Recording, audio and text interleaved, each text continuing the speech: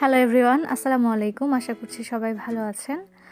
আজকের রেসিপিতে থাকছে খুবই মজাদার বাঁধাকপির পাকোড়া। আশা করছি আপনাদের কাছে ভালো লাগবে।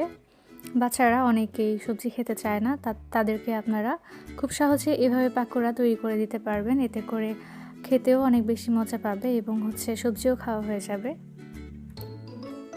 আর এটা একটা মজাদার নাস্তা হিসেবেও আপনারা খেতে পারেন।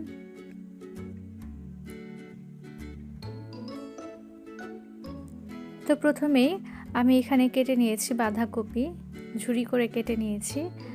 এখানে মোটামুটি 1.5 কাপের একটু বেশি পরিমাণে বাঁধাকপি রয়েছে।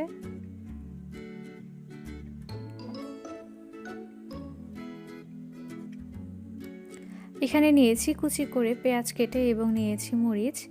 মরিচের পরিমাণটা আপনারা কমিয়ে অথবা বাড়িয়ে দিতে পারেন, আপনাদের ঝাল খাওয়ার উপরে ডিপেন্ড করে মরিচের পরিমাণটা। তো এখানে একটি বোল নিয়েছি, মিক্সিং বোল। এর মধ্যে দিয়ে দিব কেটে রাখা বাঁধাকপি, পেঁয়াজ কুচি এবং মরিচ কুচি।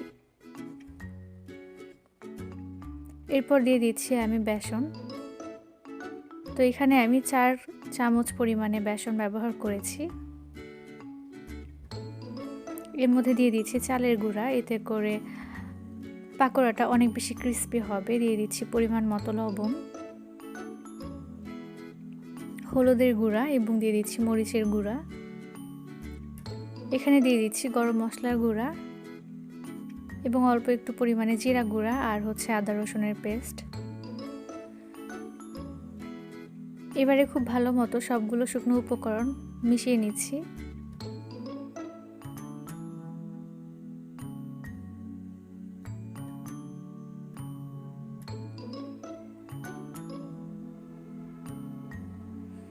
এবারে আমি পানি ব্যবহার করব, অল্প অল্প করে পানি দিয়ে। তারপরে সুন্দর একটি ব্যাটার তৈরি করে নিব।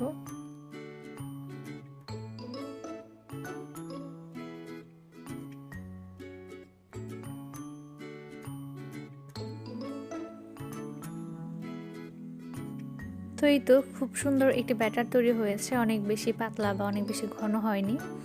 এই কনসিস্টেন্সিটাই মোটামুটি ঠিক আছে। এতে করে এর চাইতে বেশি পাতলা হয়ে গেলে কিন্তু আর এত ক্রিস্পি হবে না এবং এর চাইতে শক্ত হয়ে গেলেও আর খেতে ভালো লাগবে না। তো এই তো হাত পরিষ্কার করে নিলাম।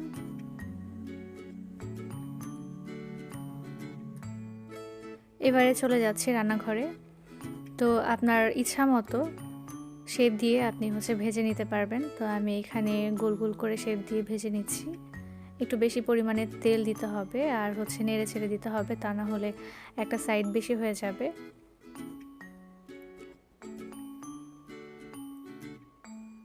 তো একটু পরপর উল্টে পাল্টে তারপর ভেজে নিতে হবে গোল্ডেন ব্রাউন কালার করে।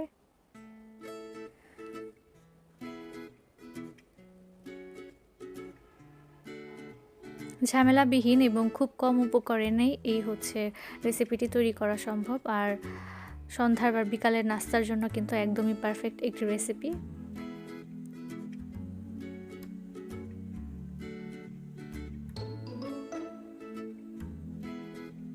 ভাজা হয়ে গেলে অবশ্যই একটি কিচেন টিস্যুর উপরে রেখে এক্সট্রা অয়েলগুলো যেন অ্যাবজর্ব করে নিতে পারে সে ব্যবস্থা করতে হবে।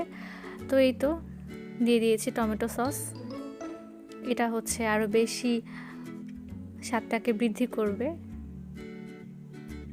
একইভাবে করে সবগুলো পাকোড়া ভেজে নিয়েছি। তো এইভাবে করেই তৈরি করতে পারবেন বাসায় খুব সহজেই বাঁধাকপির পাকোড়া। আশা করছি আজকের রেসিপিটি আপনাদের কাছে ভালো লেগেছে। ভালো লাগলে অবশ্যই আমার চ্যানেলটিতে সাবস্ক্রাইব করতে হবে, এতে করে আমার পরবর্তী আপডেটেড সকল রেসিপি আপনারা পেয়ে যাবেন। আর ভিডিওর কমেন্ট বক্সে জানাবেন কেমন লেগেছে রেসিপিটি। লাইক, কমেন্ট এবং শেয়ার করতে ভুলবেন না। আজকে এই পর্যন্তই। আল্লাহ হাফেজ।